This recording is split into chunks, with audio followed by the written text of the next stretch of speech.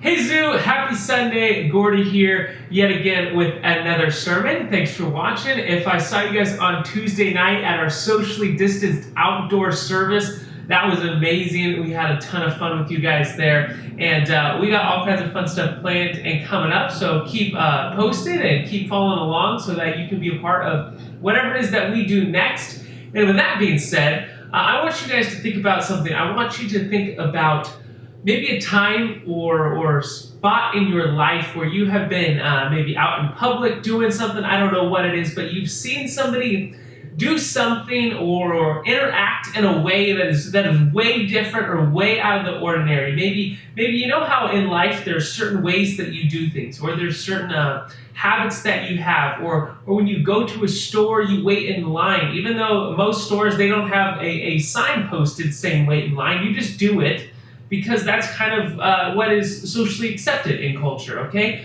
I want you to think of a time or place where maybe you've seen somebody act in a way that is completely different than what's expected, than what's normal, all right? And most of the times when that happens, your reaction to that is you stop and watch. You go, what in the world is going on? This is different. This isn't normal. This isn't the way that we're supposed to do something.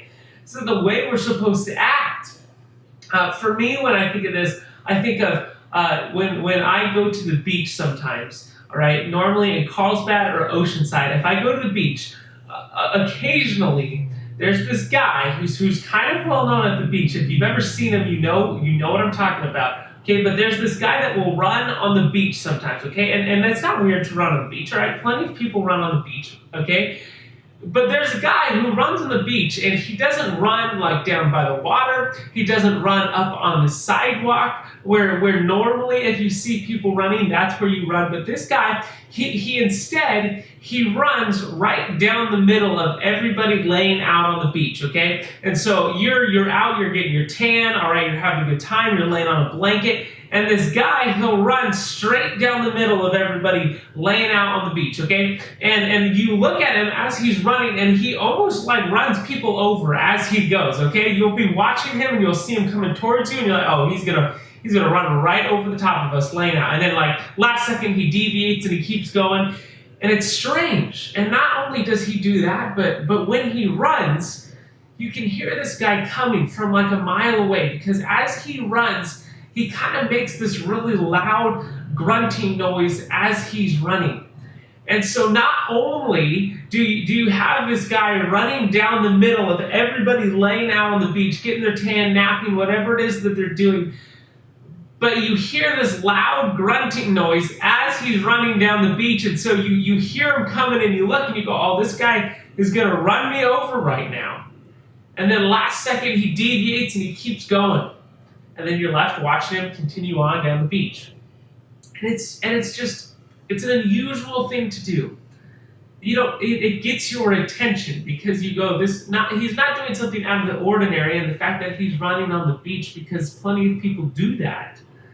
But the reason he gets your attention is because he's running in a spot that most people don't run. And he's making a very loud noise while he does it. And you go, that's different, that's unique, that doesn't normally happen. People don't normally do that. And it's funny in life when you're out in public and you see people doing things out of the ordinary, what does it do? It gets your attention. You watch. Why are they doing it? It's why when you watch viral videos of people getting in fights with each other, when people start to fight, what does everybody do? They pull out their phone and they start to video, because they go, this is out of the ordinary. This doesn't happen all the time. I need to make sure I document this. I need to make sure everybody sees it. I need to make sure instead of me stopping them from fighting, that I go viral instead. All right? Because they go, this is out of the ordinary. This is crazy. My brother has all kinds of weird things that he does, okay? He's kind of a quirky guy, a little strange, right? But some stuff he does is when he gets a burger, okay? A nice, beautiful burger, doesn't matter if he's made it himself, doesn't matter if he's gotten it from a restaurant. What he does with his burger is he takes it on his plate and he smashes it down as hard as he can, okay? He like pounds that thing, squishes it down. All right, this beautiful, nice looking burger, even at a restaurant that he's paid a bunch of money for, he smushes it down. Not sure why. I've asked him. He has ridiculous reasons for it. Does it make a whole lot of sense? Okay, it's kind of strange in the middle of a restaurant watching him smash his burger down. It's weird. It's different. And it gets your attention when he's doing it. And I don't know what those things are that you've seen. I don't know what things you've witnessed. Maybe you're the quirky person that does things a little strange in public or does things a little different than the rest of culture, the rest of the world. But the reason I say this is because we live in a world and a culture that kind of has shaped us and told us how to do things. Like I referenced before, you go to the store and you're going to check out and you wait in line, not because most places have signs posted that say wait in line. You wait in the line because you know that's the thing to do. That's what culture says you should do. That's what's kind of acceptable. That's what you've been taught. Okay, I don't know if you've ever traveled out of the country or maybe even a different state, but you'll realize that the more you go places, the more you travel, that they do things different. Right? They have different habits, they have different cultures, they have different things that they do, different things that are acceptable, different things that aren't acceptable. That's why like if I went to another culture and they greeted with a kiss, that's very common. Lots of cultures do that. But if I was like, oh, that's great, I'm going to bring that back to San Diego, California, and I started to go around and I started to greet people with a kiss, it wouldn't go over very well, okay? It wouldn't be accepted. I wouldn't have much success in all of a sudden making that part of our culture, okay? People would look at me strange. Some people would call the cops on me. It wouldn't go well. All right, because I was trying to take something from another culture and make it part of our culture, I wouldn't necessarily have success because it's not part of our culture. And you might be going, well, where are you going with this, Gordy? What is the point of what you're talking to me about right now? The point is, we started a new series this morning called Counterculture. And in a second, we are going to open to Matthew chapter 5, and we're going to look at a sermon that Jesus gives on a mountain. All right, it's called the Sermon on the Mount, and he walks us through things that are called the beatitudes. All right, and he basically tells his disciples, his followers, this is what you should do, this is how you should live, and it's going to be very, very different than culture. It's going to be very different than what the world says you should do, than the way the world says you should live. And you have to make that decision. And am I going to listen to the world? Am I going to live like everybody else? Or Jesus, am I going to follow you? Am I going to live like you? Because whether you realize it or not, you live your life, you do certain things, you dress a certain way, you talk a certain way because of the way you've been taught, the culture you live in, what the world says you should do. Every single one of us has things about us, things we do, things that make us who we are, that the only reason we are like that is because of the culture we live in. And what the Bible does so often is says, I know what you think you should do, I know what the world has taught you to do, but let me teach you how to live differently than that. Let me teach you how to live like Jesus. Let me teach you how to be a different type of person in a world that lives one way. Let's teach you how to live a different way. And so with that being said, I want you to open your Bibles to Matthew chapter 5 as we begin this new series called Counterculture, teaching us how to live like Jesus, not like the world. Matthew chapter 5. We're going to start it in let's start with verse 1. I'll summarize right before that what happens, how we led up to this. But Matthew chapter 5, verse 1, what is happening is, in a second, we're going to start the story, but it is at the beginning of Jesus' ministry, okay? If you look at Matthew chapter 4, verse 18, it says Jesus calls his first disciples, okay? So he calls the disciples, okay? And then you skip to Matthew chapter 4, verse 23, it says Jesus is ministering to great crowds, okay? What is taking place is Jesus is beginning his ministry. He's starting to get some progress rolling. He's starting to gather people to him. He has his disciples. Okay, he starts getting attention. He starts performing miracles. It says he casts out demons. He has great crowds following him. He's got popularity. He's got success. People are realizing that this Jesus guy is special. He can do amazing things, all right? He's got great teaching. And so they come to him. And then in chapter 5, verse 1, it says, seeing the crowds, Jesus went up on the mountain. And when he sat down, his disciples came to him. And he opened his mouth and taught them. We'll pause there and we'll hit verse 3 in a second. But it says, Jesus sees the crowds. He sees everybody that's following him. He sees the attention he's got. He sees What is happening? And it says he goes up on the mountain and he brings his disciples to him and he starts to teach them. And immediately the question to be asked is, well, how come he didn't teach the crowds? How come he didn't see the giant crowds in front of him and teach all of them? How come he goes up onto a mountain and just teaches his disciples? And it's a great question to be asked, and I think it's one that is easily answered when we see that before this he's casting miracles, he's gaining the attention of the crowds, but that's not the point of why Jesus is here on earth. The point and purpose of Jesus' ministry is not to heal every sick person, believe it or not. It's not to cast out every demon. It's not to heal every person that is lame or crippled. It's not to wow crowds. It's not to do amazing miracles. The purpose of Jesus on earth and his ministry is to teach. It's to tell people the purpose of why he's here. It is to show them the sin in their life and to show them the beauty of the cross. It's to teach them about the kingdom of heaven. It's to teach them how to become followers of him and how to get there eventually. And so he sees the crowds and he realizes that miracles, that performance is only going to gain more attention. It's only going to make people marvel more. But he needs to show his disciples how to live a life that when he's gone, it continues his work. Okay, it continues on. It creates relationship. It creates ministry. And so he takes his disciples up on the mountain and he starts to teach them. And he goes, let me tell you how to live a life that shows you how to follow me, that shows you how to live like me, that shows you how to be a Christ follower. And he begins what are called the beatitudes. And each week in this counterculture series, we are going to take one verse only. I know today we did 3, but one verse only, and we're going to look at what Jesus means when he talks about that specific beatitude in that verse. And so today is verse 3. He says, "Blessed are the poor in spirit, for theirs is the kingdom of heaven." He begins with the word blessed. All right, and every beatitude that we're going to hit in this series begins with that way. Jesus says blessed.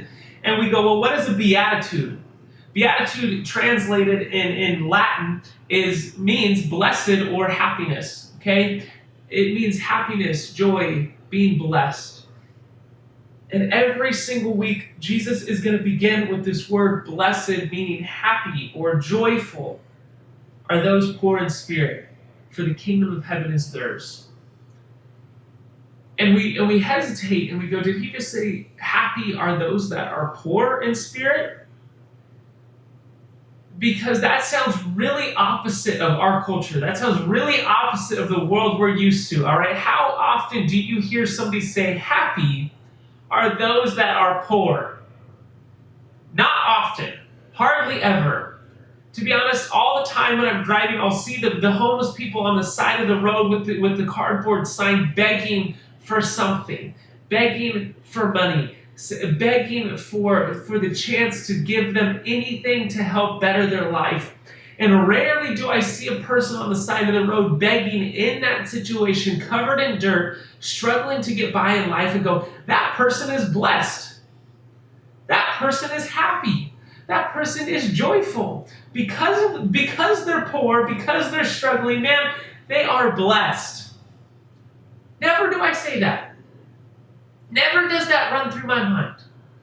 And so we go, blessed are the poor in spirit, for theirs is the kingdom of heaven.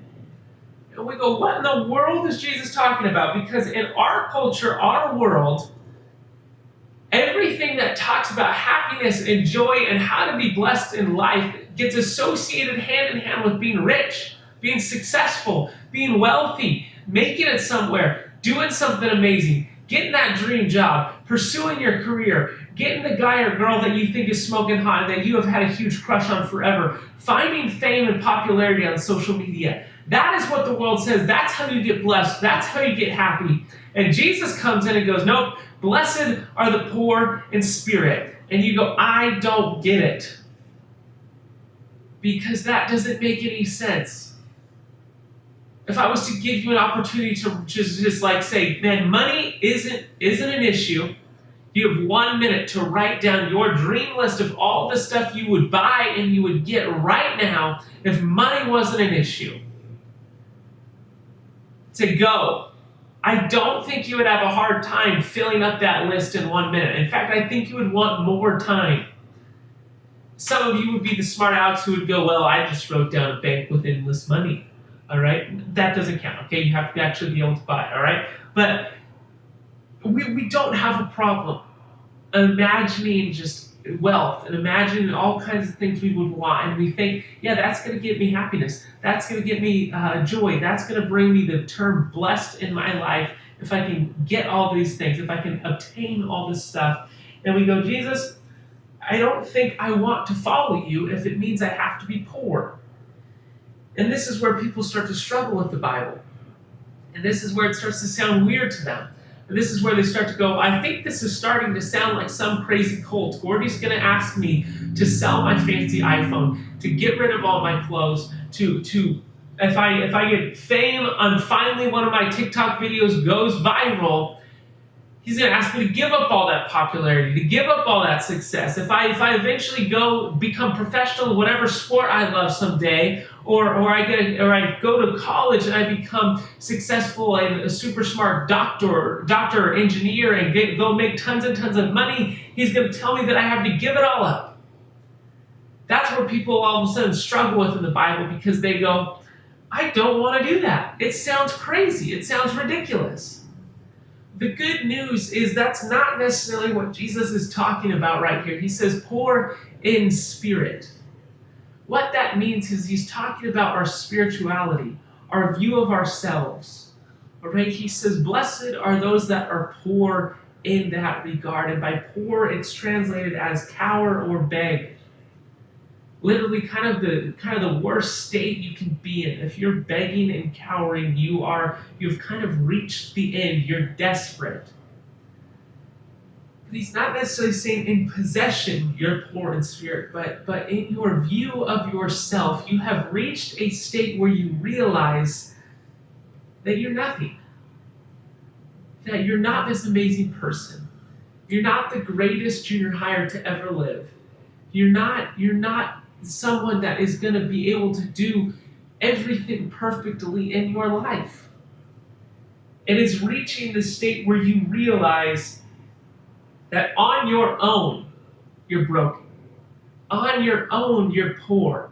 On your own, you're nothing. Reaching the point where you realize that you need God so bad. And if you don't believe this about yourself, if you go, no, I'm pretty good on my own, I got this figured out on my own, I can do this on my own, because to be honest, it's not a very fun thing to hear, okay? I don't like reading verse 3 and going, blessed are poor in spirit, and having to be honest with myself and go, yeah, Gordy, you're not really that cool of a person.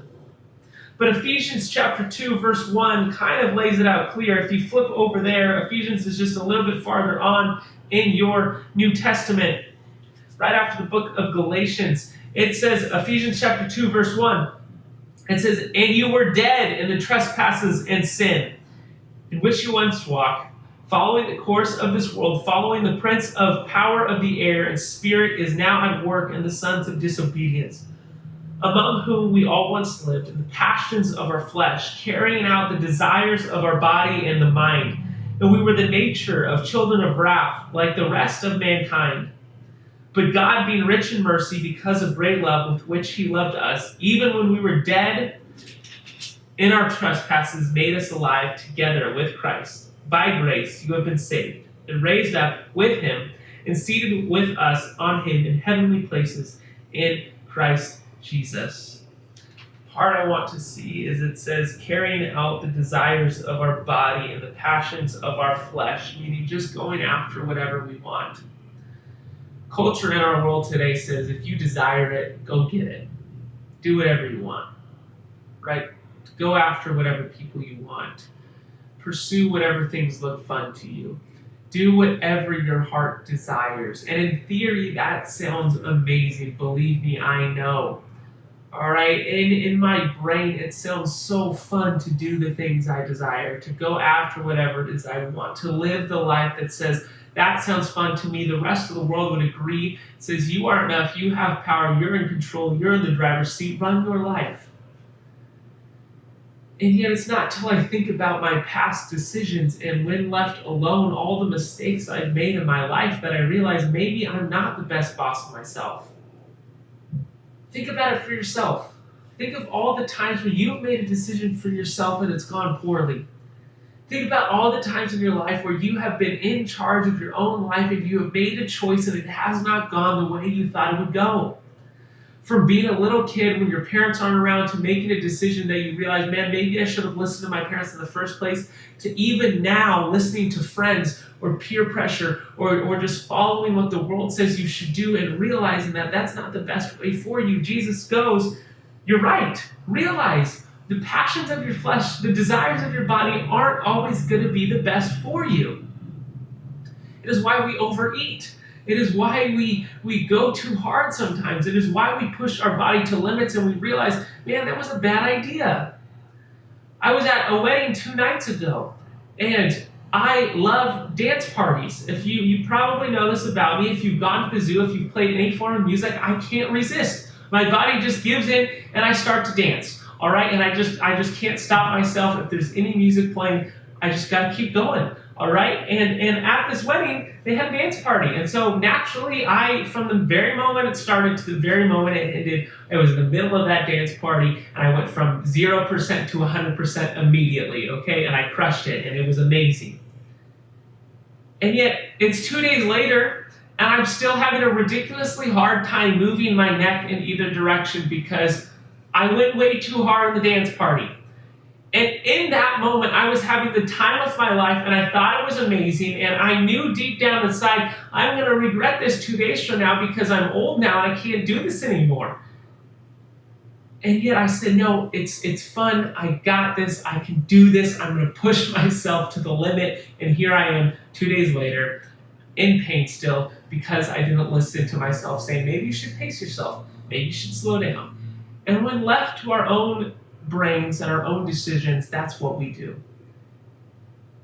And he says, blessed are the poor in spirit, who realize maybe they're not the smartest, who realize maybe spiritually who we are as people, we're not going to get anywhere on our own. We need God. We need someone in charge. And it's a great way to kick off this series because it paints a picture of the way our world thinks and the way the Bible thinks. The world says you got it on your own. The Bible says you can't do it on your own. And from the obvious, it goes, well, let me choose the route that says you're good enough on your own because that sounds way better. Until we truly start to think about it and go, well, how well have I done on my own? How have my friendships gone on my own? How has my relationship with my family gone on my own? How is my view of myself gone on my own? How well have I operated in this life on my own? And chances are, maybe you've done all right, but chances are also there's been times where you've been hurt. There's been times where you've been broken. There's been times where you've hurt others. You've made mistakes because you thought you could do it on your own. This is Jesus telling his disciples the first thing to do is don't listen to the world and think you can do it on your own, but realize that you are poor in spirit. You can't do it on your own. You need God. And when you realize that, then yours is the kingdom of heaven. God is going to step in and he says, let's do it together, kind of like the parable of the prodigal son last week. Once you realize you're poor in spirit and you can't do it on your own, that's the first step to happiness, to being blessed. Because now the pressure's off. It's on God. It's going, God, do this with me. I hope that's a good start for you guys in this counterculture series, and it gives you encouragement. And you just, with me, start to walk in that way that says, God, bless me. Bring me happiness. Let's walk and do this life together. Love you guys. Hope to see you soon.